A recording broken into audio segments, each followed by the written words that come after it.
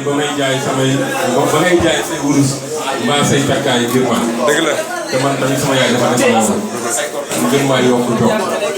ñu dem France nekkaat fa étudiant wéet di wétali ko ay son Ndongo Lo loolu moo tax bi ma demee ba affaire yi neex ba affaire yi tane tuuti damay fexe ba entrer en contact avec la famille de Ndongo Lo sama xarit Sele bëgg Ndongo yombalal ma ko ba ma jot ci yow kon lépp lu ma def ci yow rek xamal ni. loolu démb la. mënu maa fay Ndongo Lo.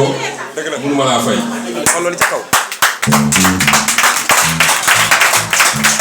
jàng naa ci wàllu nasaraan lu bari waaye Ndongo Lo même bu fekkee ni jànguloon tubaab bu sore jàngal na ma man loo xam ne permettre na ma ni nga ko waxee sànq non seulement ma réussir sama carrière.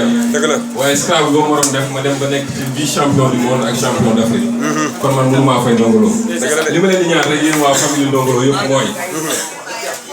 suñu borom lu mu def rek am na lu tax. dëgg la suñu borom lu mu def rek am na leneen loo xam ni da ko ciy séntu. kii mën nañu permettre ñu continuer di dégg voix Ndongo Lo mën nañu permettre ñuy gis Ndongo Lo na ci ñëpp jàpp. parce que ñi fi gis ñëpp ñu am ay album yu occupé les devants de la scène man xam jàpp naa ne kii moo leen ëpp talent.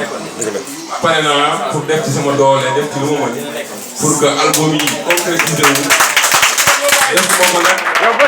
pour lu waxtaan boo si jàppee mu dem ca kaw mooy man Ndongo Lo mun ma koo fay. yaay borom sàkkal ak Ndongo ñëpp di gërëm sama dëkk di jéggalu nag damay yeewee. dëgg la asalaamaaleykum wa rahmatulah. yaay borom sàkkal de boo si jàppee day dem ca kaw.